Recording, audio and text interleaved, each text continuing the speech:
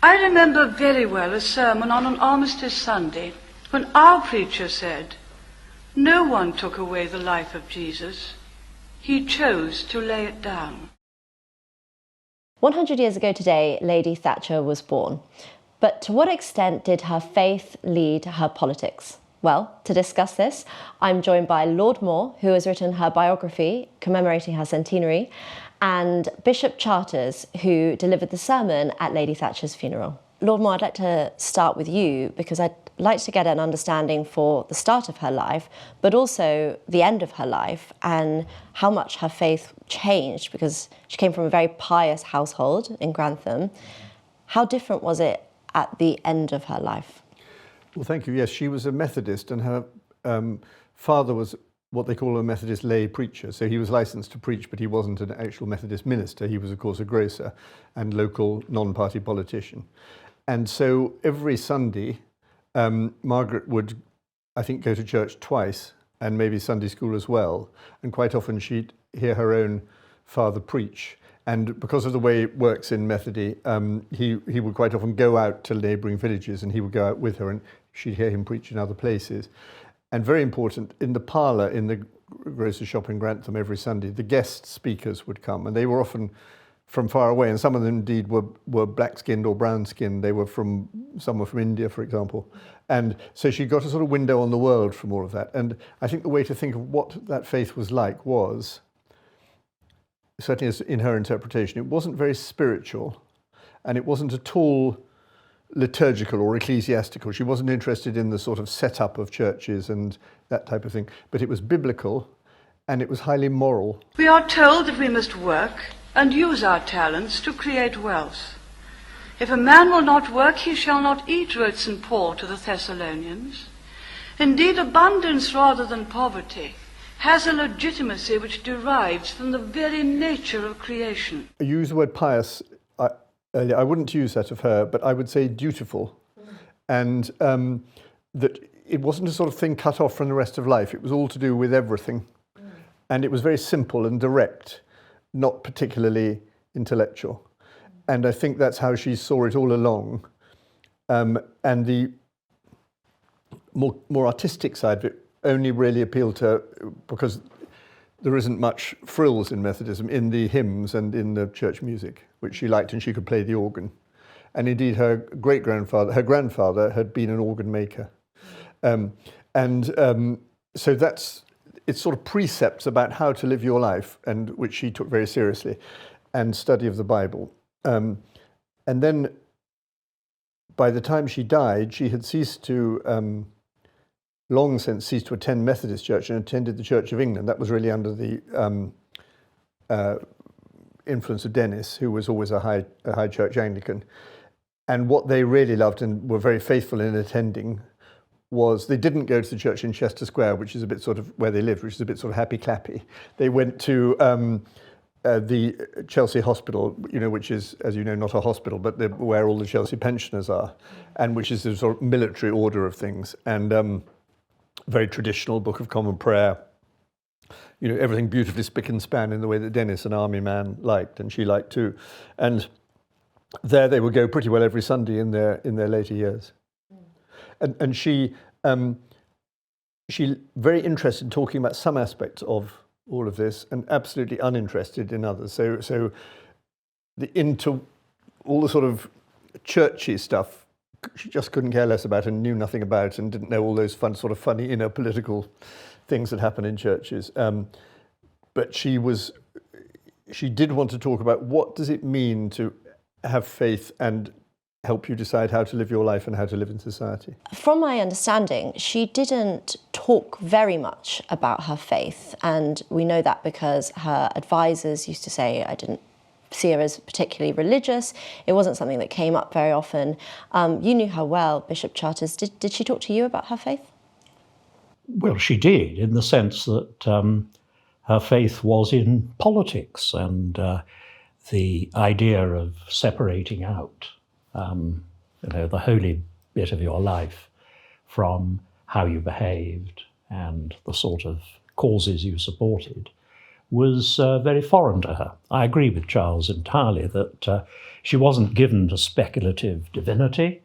She was indeed a scientist, of course, in origin, and I think there is some account of her casting doubt on the existence of angels because they'd have to have a very long sort of body case in order to support the wings. Yeah. But that's very typical. Yeah. So she's not interested in speculative divinity. And because she saw faith working out in her public and political life, she was hugely influenced by and fond of the chief rabbi, for example.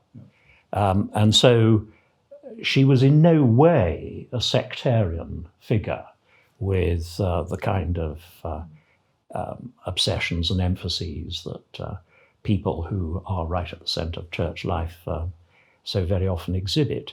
So she actually was not unlike Clem Attlee, who came to power, of course, at the end of the war. And Clem Attlee famously said, and I think he speaks for a huge number of British people, I revere the ethic, Christianity, but I have no time for the mumbo-jumbo.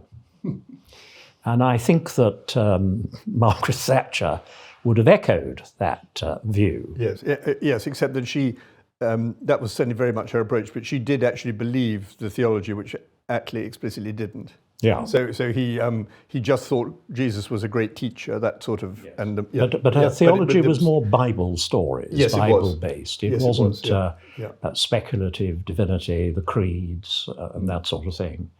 And so she took it immensely seriously. She didn't see this great gulf between the holy part of our lives and the rest of our lives. And she was utterly serious about it. In fact, I remember quoting in the funeral sermon from a correspondence she had with a little boy who raised the question of whether she, as such a great person, had ever had any sins. And she writes back very smartly that it's only Jesus Christ who could be regarded in such a light.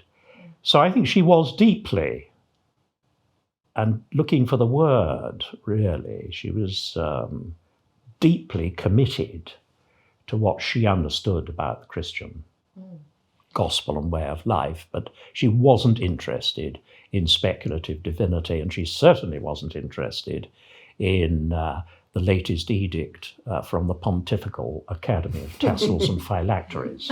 She was not remotely interested by that. Richard makes an important point about the chief rabbi and her friendship with him, and indeed she made him, I think the first time this happened, made him a peer, Jacobowitz. And she often said that you can't have the New Testament without the Old Testament.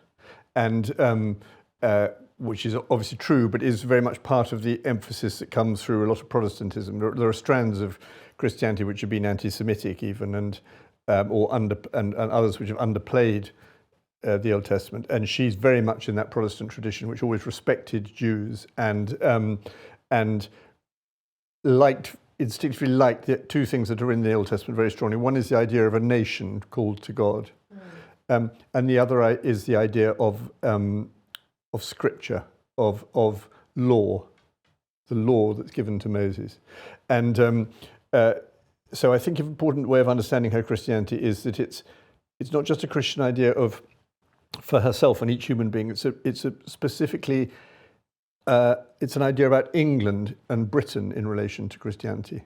It's to do with the traditions of this country. And I think she had an idea of sort of Christian social order and how that had once existed in Britain, which was probably not historically terribly accurate, but meant a great deal to her. And that's why sometimes she gets written off as a 19th century liberal, and she did have a lot of liberal economic beliefs, but she wasn't a mere libertarian because she had a strong sense of our interconnectedness and the value of society. And she believed that at its greatest point, England and in a different way Britain had that was expressed in our social order, and she worried about the decay of that. I think that people sometimes misunderstood her, because she really did represent a body of opinion that by the time she became Prime Minister was really rather unusual. You notice again and again in history that salvation comes from the provinces, yes, and not from the capital city, not from the people who've absorbed the zeitgeist, because they have very little to add. She actually, in many ways, not only channeled, as Charles says, 19th century liberalism, but 19th century serious nonconformity. Yeah. And I think that one of the most remarkable things about her is just this fact: salvation comes from the provinces. Yes. She was in no way a sophisticate, although she was trained as a scientist. And some of her force comes from the fact that she remained deeply rooted in that tradition, which by the time she became Prime Minister really was quite unusual in England. This is so true, and it literally, almost literally echoed in her mind because of the words of Scripture and the hymns that they sang. And I noticed at Dennis's funeral, because Dennis died 10 years before she did, and she was very confused, and it's very sad, of course, and sometimes she thought it was her father's funeral, and other times that it was Dennis's. She couldn't quite sort it out. But I noticed all through this funeral, which was in Chelsea, actually, in Chelsea Hospital, that though she was so confused, she sang all the words of all the hymns without looking at the Extraordinary. sheet. Yeah. So they're absolutely in there all the time. I wanted to ask you both about how there are some examples of Christian teachings that she had a different interpretation to other Christians, and that was a very significant way of showing what her politics was. And I read about her view of the Good Samaritan. Yes. Perhaps you could tell the story better, but it was her interpretation of the Good Samaritan couldn't have helped had he not had the personal finances to help the person on the... That's right. The first time she formulated this, she formulated it in a slightly different way, which is an important speech she gave in St. Lawrence Jewry Church when she was leader, but before she was Prime Minister. And she said, I don't think the resources of the state would have been as good as helping the man who fell among thieves as the Good Samaritan was. And this later she later sort of boiled that down to saying, the Good Samaritan wouldn't have been much use if he hadn't had money.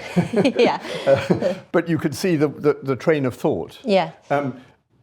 So it shows, and this is actually also quite Jewish, actually, because she admired the way the Jews, she didn't at all agree with the caricature that Jews are greedy, but she admired the way Jews were practical about money and work and how it affected their kindness to others beneficially. And she said, and she thought Christianity had sort of rather lost track of that, so that you actually became an object of dislike because you were doing well in your work. She took the John Wesley view about, earn what you can and give what you can, do what you can. And so that's how she approached that. And then, of course, from there, we get onto this great argument about what did she think about society. Again, her Christian view of it influenced all the rest of it.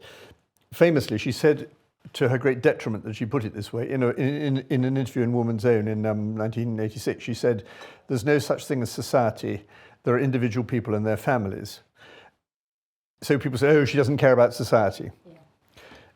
Actually, I think what she was saying was almost exactly the opposite, as the rest of the interview shows. Because what she would have said if she were a modern person, she would have said, there's no such thing as society. She would have done that quote mark. Yeah. Because she's saying, what is this thing we call society? It's not out there. It's only you and me and everybody else.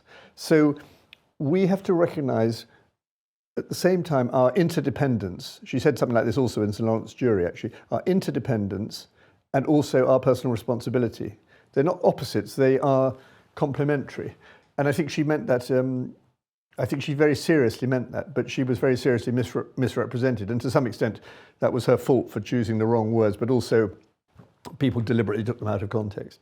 Yes, she wanted to emphasize responsibility and felt that constant talk about an abstract entity at arm's length.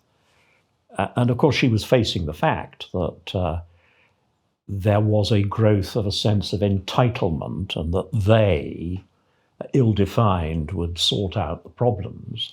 Whereas, of course, it's down to us and our responsibility to be active and not to be supine. Yeah, absolutely. What was her relationship like with the Church of England? She, of course, was responsible for, in the end, nominating people to be bishops. I remember her saying, well, there are two kinds of bishop in the Church of England. There are big bishops and little bishops. And what she meant by that was bishops who looked after dioceses and then suffragan bishops who helped. So she took her responsibilities extremely seriously. She did, of course, have a vague knowledge of Archbishop Runcie from Oxford days.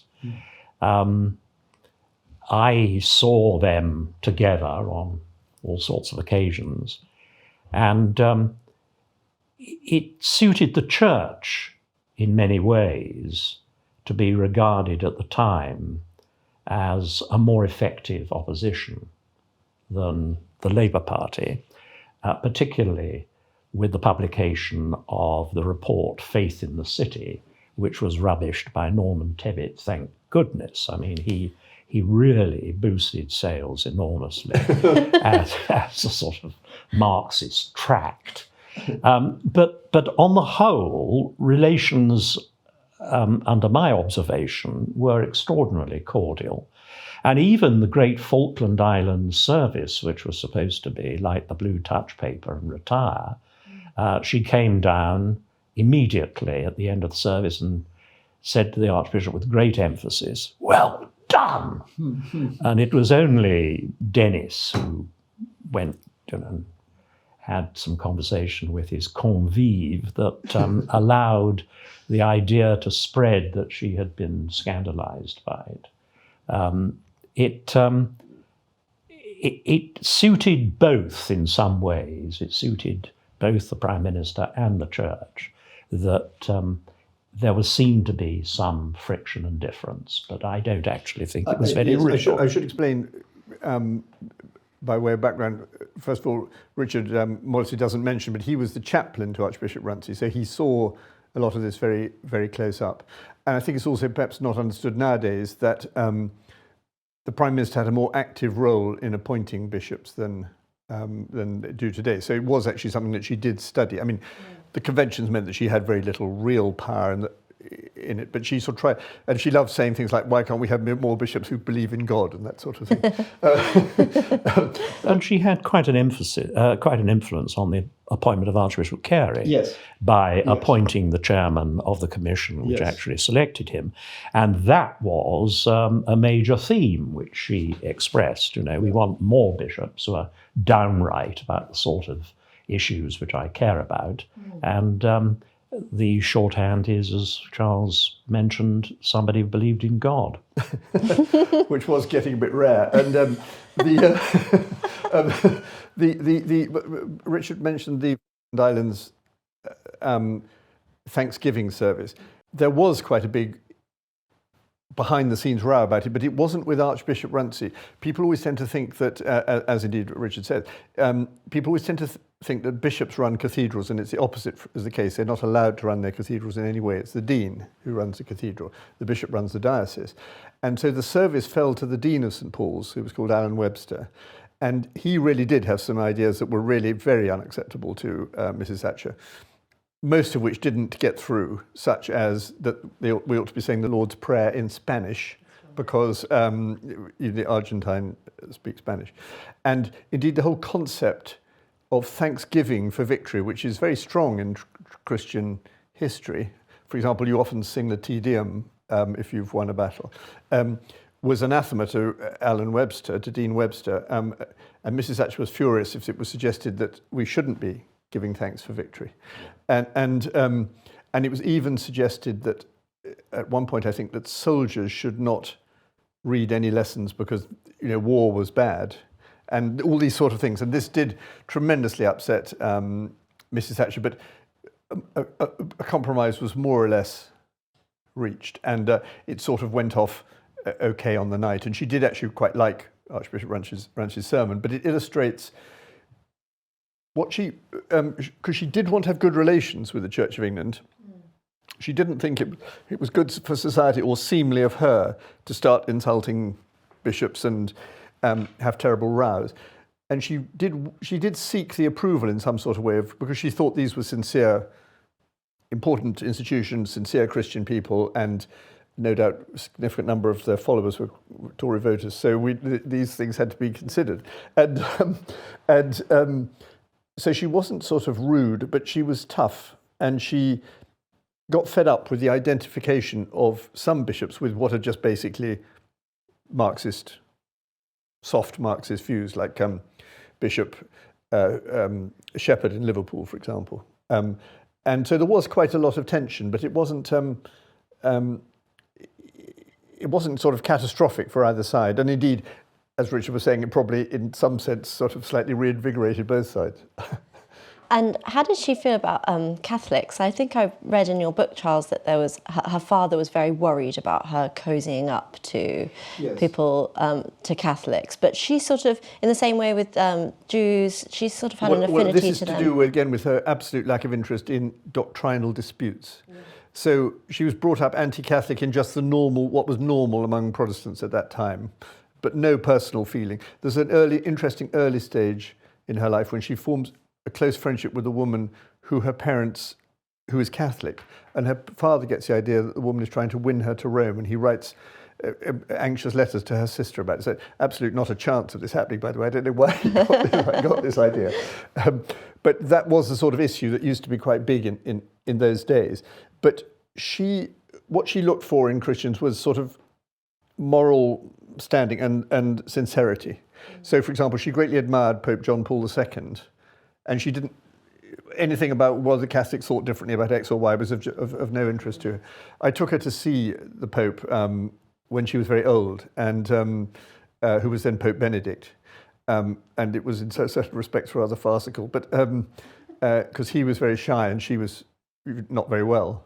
But it was actually very touching as well, because you saw these two patently serious persons having this rather sweetly sort of stilted conversation.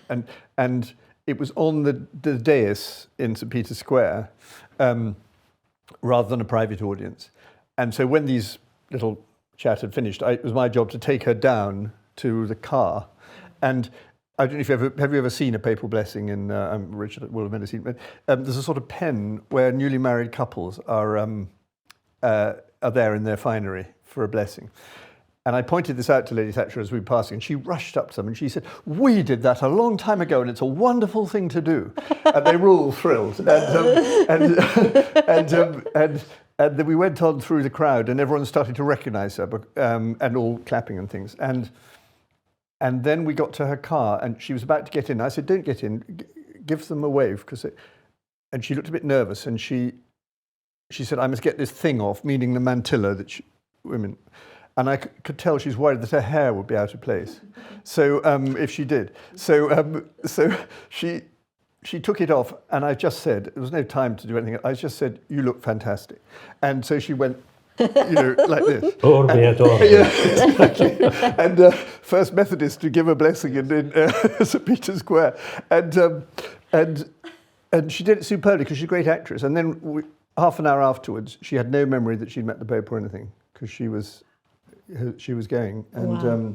But nevertheless, it was a rather sort of touching. Oh, and she also prayed at the tomb of John Paul when she was there. Bishop Chartres, you gave the sermon at her funeral. How did you prepare for that? I think one of the important things to remember was that she insisted that she wanted a funeral service, not a memorial service. Mm. So the common custom now is for people to have a quite low-key funeral service. And then a great celebration of life sometime later. She decided against that. And she wanted it to be in St. Paul's. And she insisted that I should give the sermon. And of course, it did change the atmosphere considerably, because people said in those days, Lady Thatcher, a very divisive figure, as if the situation she had inherited was not utterly divided. And she arrived, and the nation was very divided indeed. And to steer a way through took some considerable strength of character. So there was a great deal of anxiety at the time that there'd be unseemly public demonstrations.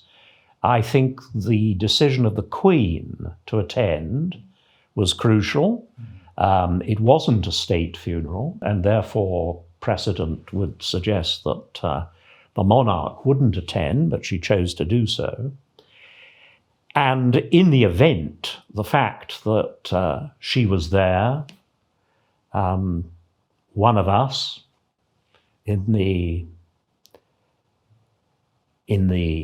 destination that waits for us all, death, as the inevitable end of this chapter of human life. And I think that did change the atmosphere. It was a much more serious and considered atmosphere. She was right. She was right to avoid what inevitably would have been an analysis of her achievement and legacy and all that sort of thing. All you could concentrate on was the fact that this human being was lying there facing her maker. I can praise it in a way that would be unseemly for Richard to do it. He wouldn't dream of doing. I could praise his sermon very much for this, because it could have all gone wrong. It could have been sort of triumphalist about her achievements, or it could have been insufficiently respectful of her achievements. It wasn't. It was a religious occasion, and he made this very good and true joke. Like all the best jokes, has a serious.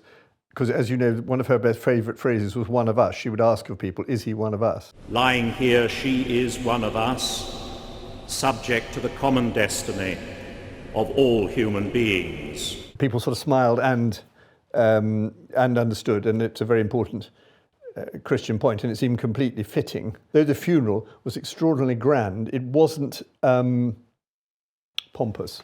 It was a Christian funeral, and with appropriate military accompaniment, which the Queen, despite some people suggesting that she shouldn't, did approve of and want.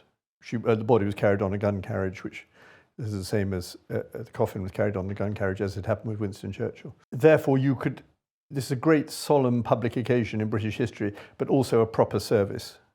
And that actually was perfectly right and very suitable for her. But when she made this decision that it was a funeral and not a memorial, was this towards the end of her life, or is it something she'd always said? Well, these things go on when very important people, particularly people in the national life, are approaching death. I mean, often quite a long time before. The most obvious example is senior members of the royal family, and it was a big problem when Diana died so young that these plans weren't already. But Queen Elizabeth II's plans had been revised and constantly worked out. And there had been a lot of consideration given, and actually quite a lot of behind-the-scenes argument, because there were people who didn't like Mrs. Thatcher very much in high places, who thought she shouldn't have this sort of funeral. And there were others who thought that she jolly well should. And Richard said that it wasn't a state funeral, and that's true, but it was a sense in which it was a state funeral. What's actually called is a ceremonial funeral. So it's sort of one notch down from what Churchill had, but it had the body waiting in Parliament overnight. It didn't have the people going past the coffin lying in state. It didn't have that. It had the procession right up from Parliament to the cathedral. It had the presence of the Queen and so on. And all that was sort of carefully calibrated.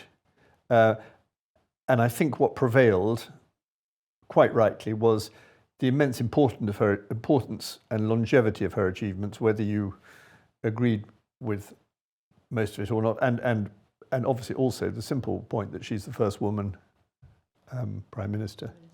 And here's this curious fact that, Britain's supposed to be a great patriarchy, but our head of state and our head of government were both women for 11 and a half years, and the case of the head of state for 70 years. And this was sort of quite a moment. And it all worked out fine. But like a lot of great public occasions, there's quite a lot of squabble behind the scenes before we got to the right point. I have a last question for both of you, and we don't want to finish on her funeral.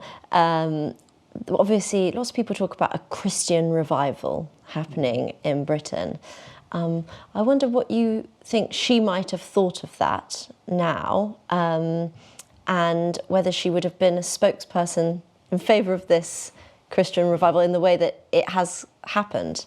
It sort of has happened on the right. Well, your question suggests that we know what a Christian revival would look like. I think that in my experience, there is something of a moral and cultural void, and that there are numbers of young people in every part of the Christian church, and certainly in other religions as well, who are revisiting sacred texts and traditions. So I think there is a major movement in the 21st century. I think it'll be the great texts of the 21st century will be the Bible and the Quran and the Gita.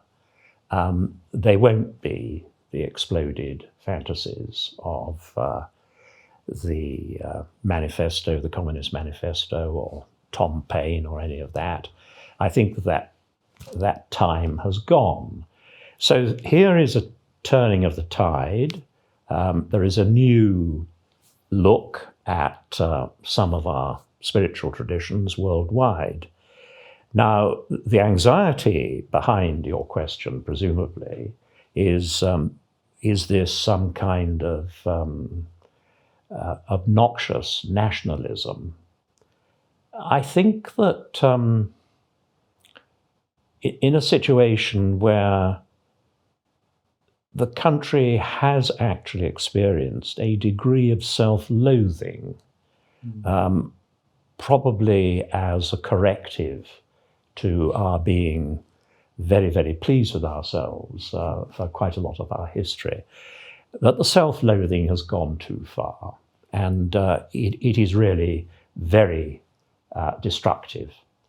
Democracy needs a demos, and a demos is a people that has some coherence, songs to sing in common, shared moral values. That's essential if democracy is to work. Democratic institutions work if your church, your home, is a place where you can learn to disagree in a civilized way. They're preparations for democracy. One of the problems is that if the demos disintegrates into what Aristotle called an oklos, a crowd of atomized individuals, then it becomes extraordinarily difficult to run a country on that basis. And Aristotle thought, this is not me, I'm just reflecting on the words of the great classical Greek political scientist. He says that after an ochlocracy, the result is inevitably tyranny of one sort or another. And if Mrs. Thatcher, Lady Thatcher, was against anything, she was against tyranny. What we're likely to be in danger of is not so much silly little men in toothbrush moustaches and jackboots. It's vast, all-encompassing administrative tyranny. And I think when I asked her, I'm sure she gave the same answer to everybody, which book really influenced you. You have to remember, as Napoleon said, what does the world look like when the person you're trying to understand was 20? Margaret Thatcher was 20 in 1945, at the beginning of a huge expansion of government and state control, and she was deeply influenced by, among others, I'm sure, Hayek's The Road to Serfdom. Yeah. And I think that if we're talking about a revival of Christianity in particular, I would have thought that we're also talking at the same time about the survival of genuine democracy. Because democracy depends on there being a demos with shared values, shared songs, shared aspirations. Yes, I'd only add to that, it's absolutely true what Richard said, that Mrs. Thatcher, despite it being very confident and some considered arrogant, was not at all like that in relation to religion. So she would never have, she just thought of herself as a person in the pew. So she welcomed strong Christianity and was sad about the decline of Christianity, but she never wanted to give any sort of lead on something like that because she didn't think it was her place. I'll just quote one sentence. She said, I never thought Christianity equipped me with a political philosophy, but I thought it did equip me with standards to which political actions must in the end be referred. And so she always welcomed the idea that those standards prevailed in society. Lord Moore, Bishop Chartres, thank you for joining me.